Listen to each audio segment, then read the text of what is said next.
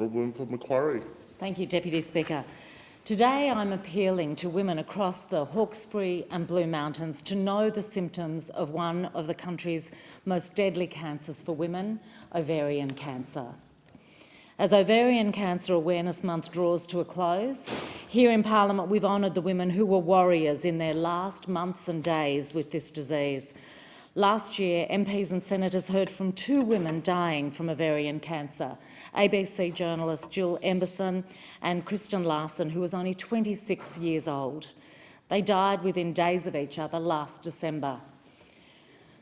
I knew Jill nearly 40 years ago when we were young journalists at Community Radio 2SER in Sydney.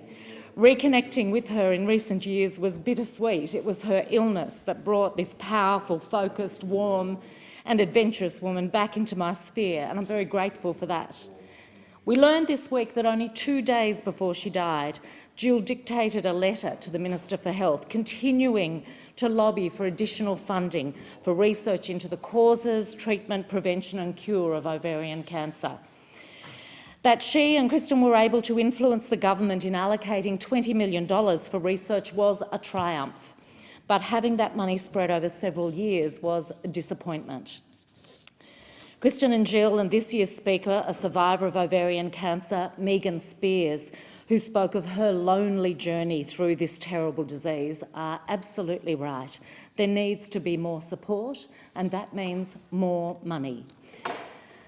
Ovarian Cancer Australia has asked the federal government for $9 million to help fund 21 ovarian cancer nurses. I think this is such a reasonable request. Every year, more than 1,500 Australian women are diagnosed with ovarian cancer, and more than 1,000 die from the disease. Today, 4 women will be diagnosed and 3 will die.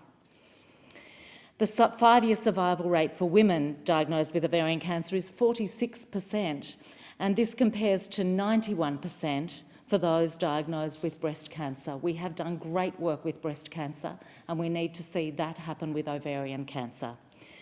There is no effective screening program for ovarian cancer, so the best way to detect it is to know the signs and symptoms. Unfortunately, these can often be vague and similar to other medical conditions, but it's really important for women to see their GP if they experience any of them, particularly if it's unusual or persistent. Symptoms can include unexplained fatigue, unexplained weight loss or gain, changes in bowel habits. Jill says all she had was constipation.